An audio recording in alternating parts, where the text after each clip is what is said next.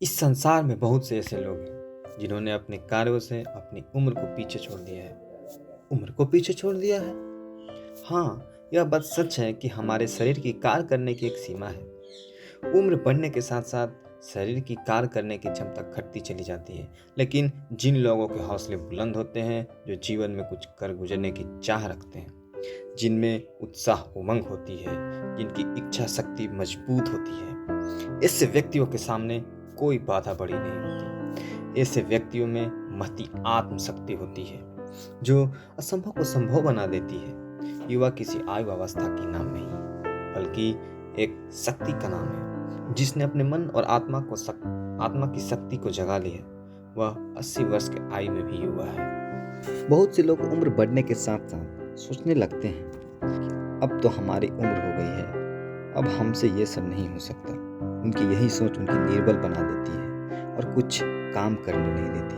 व्यक्ति जितना अपने शरीर से काम करता है, उससे कई गुना काम वह अपने मन से करता है। यदि मन की शक्तियां ही उसकी कमजोर पड़ गई है, तो फिर जरूरत है उन्हें जगाने की। इससे संबंधित एक कथा है। एक राजा के पास कई हाथी थे, लेकिन एक हाथी बहुत शक्तिशाली था, बहुत आज्ञाकारी, समझदार व युद्ध कौशल में निपुण। बहुत से युद्धों में वह भेजा गया था और वह राजा को विजय श्री दिलाकर वापस लौटा था। इसलिए वह महाराजा का सबसे प्रिय हाथी था। वह समय भी आया जब वह वृद्ध दिखने लगा। अब वह पहले की तरह कार्य नहीं कर पाता था, इसलिए अब राजा उसे युद्ध क्षेत्र में भी नहीं भेजते। एक दिन वह नदी में जल पीने के लिए गया, लेकिन वहीं कीचड़ में उसका पैर धंस गया और फिर धंसता ही चला गया। उस हाथी ने बहुत कोशिश की, लेकिन वह उस कीचड़ से स्वयं को नहीं निकाल पाया। उसकी चिंघाड़ने की आवाज से लोगों को यह पता चला कि वह हाथी संकट में है। हाथी के फंसने का समाचार राजा तक भी पहुंचाया गया। राजा समेत सभी लोग हाथी के आसपास इकट्ठे हो गए और विभिन्न प्रकार की शारीरिक प्रयत्न उसे निकालने के लिए करने लगे। जब बहुत देर तक प्रयास करने के उपरांत कोई मार्ग नहीं मिल सका, तो राजा ने अपने सबसे अनुभवी मंत्री को बुलवाया।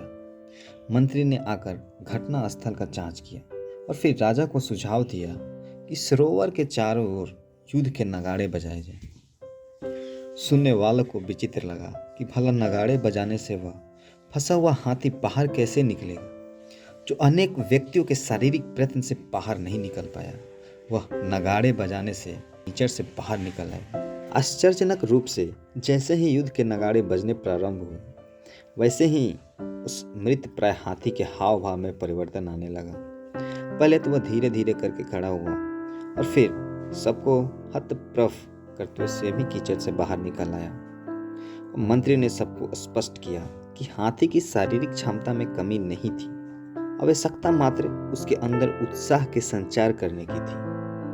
हाथी की इस कथा से यह स्पष्ट होता है कि यदि हमारे मन में एक बार उत्साह उमंग जग जाए, तो फिर हमें कार्य करने की ऊर्जा स्वयं ही मिलने लगती है और कार्य के प्रति उत्साह का मनुष्य की उम्र से कोई संबंध नहीं रह जाता। जीवन में उत्साह बनाए रखने के लिए यह आवश्यक है कि मनुष्य सकारात्मक चिंतन बनाए रखे और निराशा को हावी न होने दे। कभी कभी निरंतर मिलने वाली असफलताओं से व्यक्ति यह मान लेता है कि अब वह पहले की तरह कार्य नहीं कर सकता, लेकिन यह पूर्ण सच नहीं है। यह बात जरूर है कि उम्र बढ़ने के साथ साथ शारीरिक क्षमता घटती है, लेकिन बढ़ती उम्र में भी ऐसे कार्य किए जा सकते हैं। पौधे लगाना, पेड़ पौधों की देखभाल करना, पीड़ितों की मदद करना, जरूरतमंदों की सहायता करना, कलात्मक कार्य करना, किताबें पढ़ना, लेखन आदि रुचि हो तो किताबें लिखना आदि, इस तरह के बहुत सारे कार्य हैं जिन्हें किया जा सकता है। प्रसिद्ध विचारक जॉन ओ डनह्यू का कहना है, आप उतने युवा हैं जितना आप महसूस करते हैं। अगर आप अंदर की उत्साह को महसूस करना शुरू करेंगे, तो एक ऐसी जवानी महसूस करेंगे जिसे कभी भी आपसे छीना नहीं जा सकता। यदि गौर किया जाए तो यह स्पष्ट होता है कि उम्र बढ़ने के साथ साथ शरीर की क्षमता तो कम हो ही जाती है, लेकिन हमें उतनी ही अधिक मात्रा में जीवन का अनुभव हो जाता है, जो कि कम उम्र के व्यक्ति में नहीं होता। इस जीवन में सबसे खास बात अनुभव की है। कोई भी मनुष्य चाहे कितना भी ज्ञानी हो, कितना भी पढ़ा लिखा हो, प्रशिक्षित हो, लेकिन तब तक अज्ञानी ही रहता है जब तक उसे उस ज्ञान का अनुभव नहीं होता। उम्र बढ़ने के साथ साथ कार्य में लगे रहने से हमें बहुत सारे अनुभव मिलते हैं जो हमारे साथ साथ दूसरों के लिए भी कारगर सिद्ध होता है। जिस तरह दूध से मक्खन निकालने के लिए बहुत मेहनत करनी पड़ती है, उसी तरह अनुभव प्राप्त करने में बहुत मेहनत लगती है, लेकिन प्राप्त हुए अनुभव का उपयोग यदि करें तो हम किसी भी क्षेत्र में महारत हासिल कर सकते हैं। हमारे देश में कई ऐसे लोग अभी भी हैं जिनकी उम्र बहुत ज़्यादा है, लेकिन वे फिर भी आज ऐसे कार्य कर रहे हैं जो देश के लिए मिसाल है। जैसे 92 वर्ष के पद्म विभूषण से अलंकृत प्रख्यात चित्रकार सैयद हैदर रजा अब चलने फिरने में असमर्थ है, लेकिन उनके हाथ आज भी चित्रकारी करने में थकती नहीं है।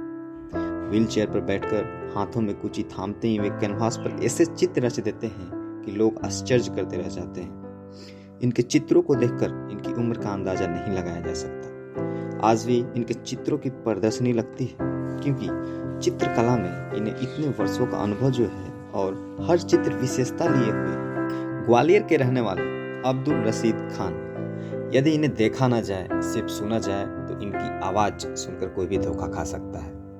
आवाज़ सुनकर तो ऐसा लगता है कि कोई 35 साल का युवा गा रहा है। इतनी उम्र में भी वे अपने सुबह के नाश्ते और रात्रि का भोजन का विशेष ध्यान रखते हैं। इनके लिए जिंदगी लंबे गीत की तरह है जिसे वे गाते चले जा रहे हैं। इनका जज्बा ना तो अब कम हुआ है और ना ही इस उम्र में उन्होंने रियाज से कोई समझौता किया है। योग के निर्माण मिशन के प्रवर्तक परम पूज्य गुरुदेव पंडित श्री राम शर्मा आचार्य जी 80 वर्ष के आयु में भी किसी युवा से अधिक कार्य करते थे और अपने जीवन में अंतिम दिन तक लेखन कार्य करते रहे। उनका कहना था, जिस दिन मैं लेखन बंद कर दूंगा वह मेरे जीवन का अंतिम दिन होगा। प्रातःकाल नियमित उपासना के बाद ही अनिवार्य रूप से लेखन कार्य करते थे और इसी का परिणाम था कि उन्होंने लगभग 3500 पुस्तकों का साहित्य सृजन किया।